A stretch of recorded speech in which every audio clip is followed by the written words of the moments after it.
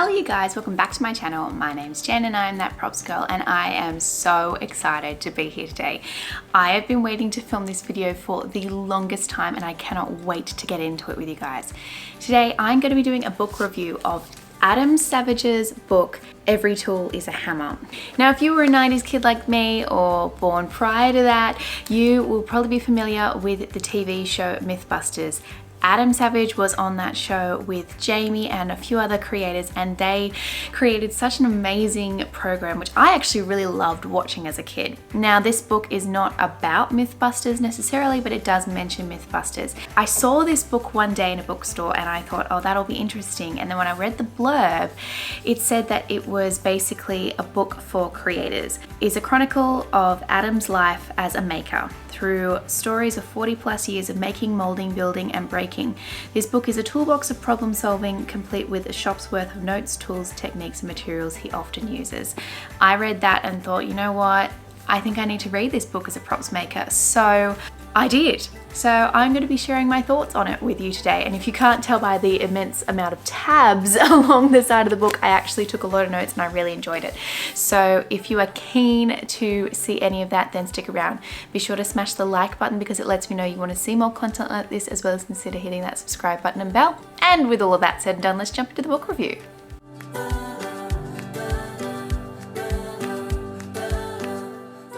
I don't think I've ever done a book review on my channel, which is funny because I read a lot of books. I like to mix it up, non-fiction and fiction. I read a lot of autobiographies of people that I'm interested in, and then other types of non-fiction books as well, but I also read a heck of a lot of fiction.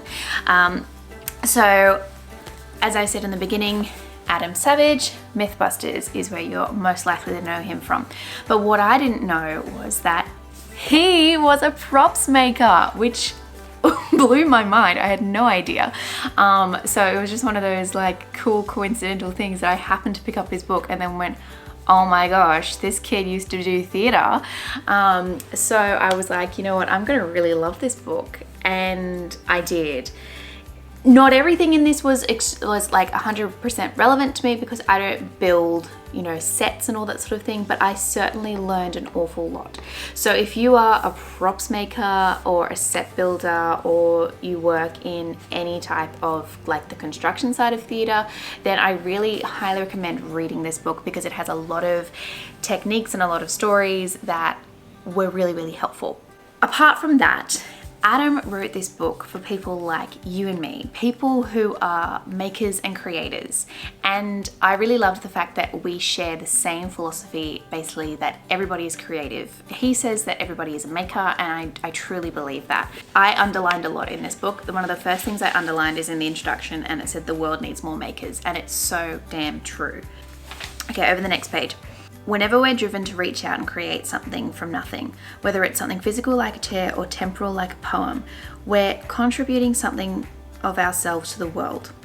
We're taking our experience and filtering it through our words, our hands, our voices, our bodies, and we're putting something into the culture that didn't exist before. Everyone has something valuable to contribute. It's that simple.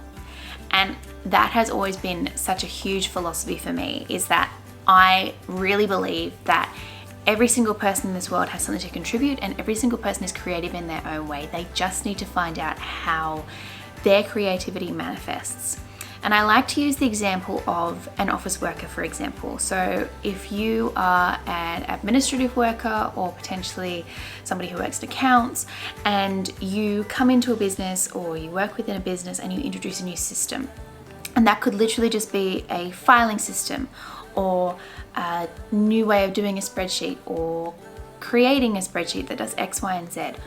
What you've actually done is create order from chaos. You have taken something that didn't exist before and you've created something from it.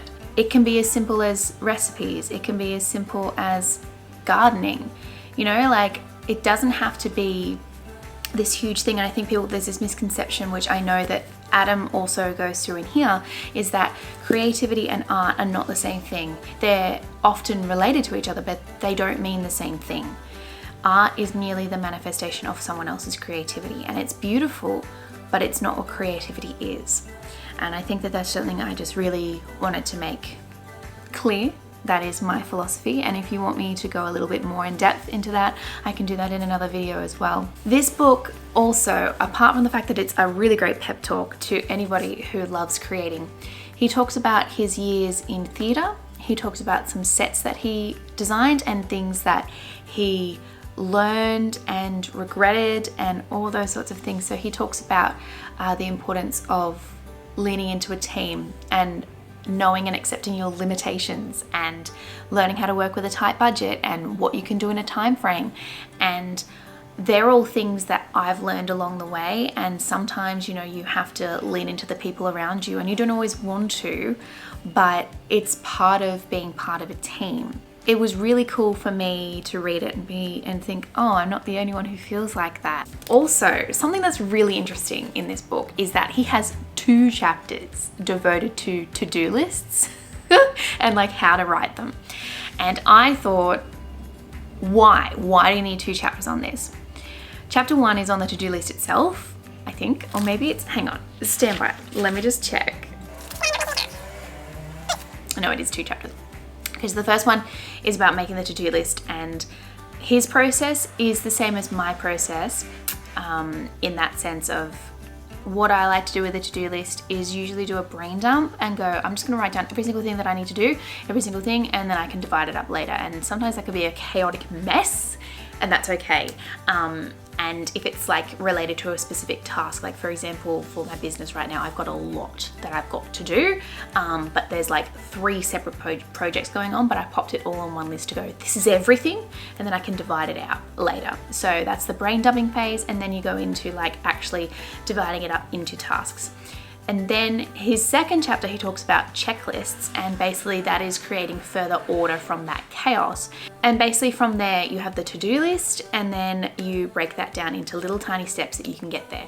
And some of those things can literally be really simple. So for example, when I need to tidy my apartment, I don't just say clean the kitchen. I will then be like, okay, put the dishwasher on, wipe the benches, do all those little things, because if you're like me, I get a lot of satisfaction from actually like ticking the box. And so, my morning routine, you know, might include making the bed, but you know, I put that on my to-do list because it makes me feel good when I've done it. Breaking tasks down into those little bite-sized chunks actually helps you get through them. So if you're doing a really big task, like creating a massive prop or set or costume, whatever it is, breaking it down into something that's a little bit more achievable, and then slowly chewing away at that can make you feel better. And like if you're like me, sometimes once you get started, you'll actually tick off a lot of those things and not realize, and then you look back at your list and go, oh, I actually did that and that and that and that.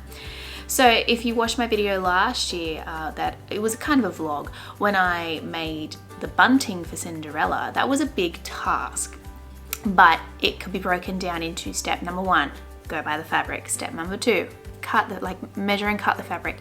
Breaking them down into those little bite-sized chunks. It's like how that old saying goes, that I think it's like, how do you eat the elephant? 1 bite at a time. And it really is just that. Adam also talks a lot about failure, and I'm a firm believer that learning through failure is the way that you learn. I fail all the time, you know, things don't work, and I don't always put that on my channel, but I know I certainly have in the past. And the whole purpose of my channel is to teach you guys, and sometimes I make mistakes so that you don't have to. But I love that he, again, shares that philosophy that sometimes failure teaches you more than succeeding does. And I think it was Thomas Edison when he created the light bulb, and you know, they said, oh, you failed so many times. He said, I didn't fail, I just found 10,000 ways how to not make a light bulb. I think that was Edison. Adam says in his chapter called Increase Your Loose Tolerance, in all this talk of failure, we're really talking about iteration, experimentation. What we're talking about is freedom and willingness to try new things in the pursuit of new ideas until we find the thing that works. Because creativity doesn't move in a straight, unbroken line. It is a path that twists and turns and doubles back on itself sometimes. It's never linear. There will be wrong turns that feel right and seem to take you in a general direction of your goal, but gradually veer off course. And then you have to backtrack to the fork in the road and take another course, or another branch in the decision tree. I always say this, is that don't be afraid of failure. And people who can't accept failure in their lives and can't accept responsibility for their own mistakes, and always blame other people are usually people who don't like learning. When you become okay with failing, and I failed at a lot of stuff in my life. Like if you look at it, you would go from the outside, what a failure. However, it's how you look at it. And I choose to look at things and go, yes, but look what I learned. And knowledge is power, and knowledge sometimes is far greater than what you will learn through quote unquote failing. And I wouldn't be where I am today, whether it's through props or life in theatre, career, all that sort of stuff, if I hadn't have taken the time to fail. If I hadn't have had my channel as a safe space to fail. One of the reasons I created this channel was because it was in the pandemic and I had nothing to do, and it was a way for me to create stuff, but also have a reason to keep coming back each week. And I learned a lot through that period of time. I failed a lot through that period of time, but it definitely, you know, it taught me an awful lot. So all that to say, if at first you don't succeed, try again. My favorite chapter in this book is chapter 8, and it is an entire chapter devoted to glue. And if you know me, if you've watched my video on glue, you know I absolutely love glue.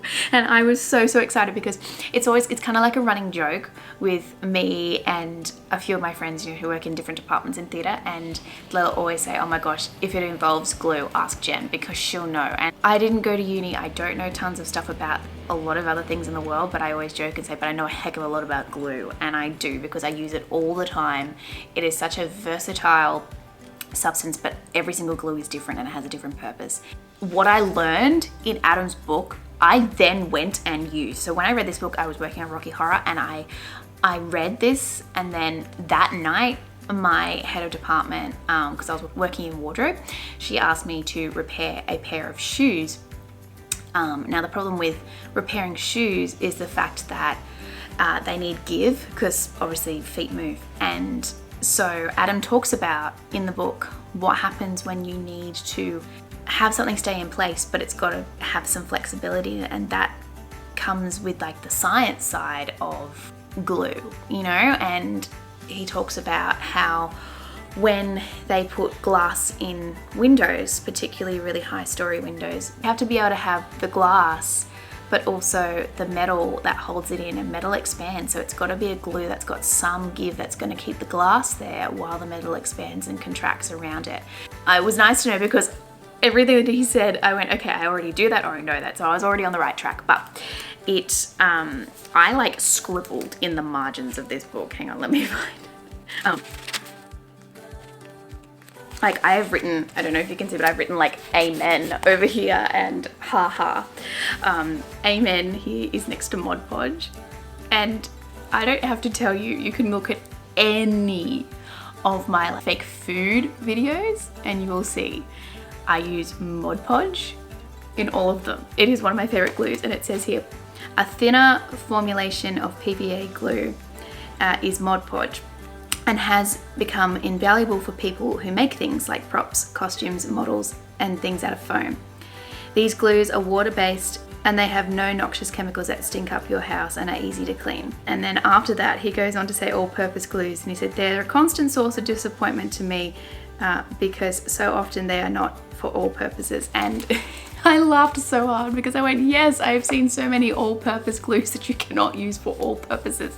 But as I said, he goes into great detail about what you can use different glues for, like hot glue and epoxy and all those different things. And he talks about different projects that he's used them all on. And then he also talks in terms of, you know, how to prepare surfaces, and it's very, very true. And I use this with the shoes that I was fixing, is that if you're trying to stick two smooth things to each other, it's not going to work out very well for you.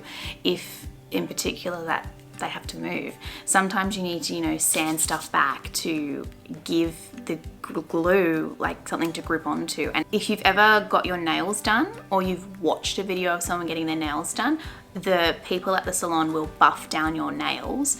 And if you do it yourself at home like I do, they will tell you, you know, you need to wear down the surface, because otherwise the glue will not stick to your nails and your nails will just fall off, because a smooth surface, it's got nothing to grip to. And it's the same with dancer's shoes as well.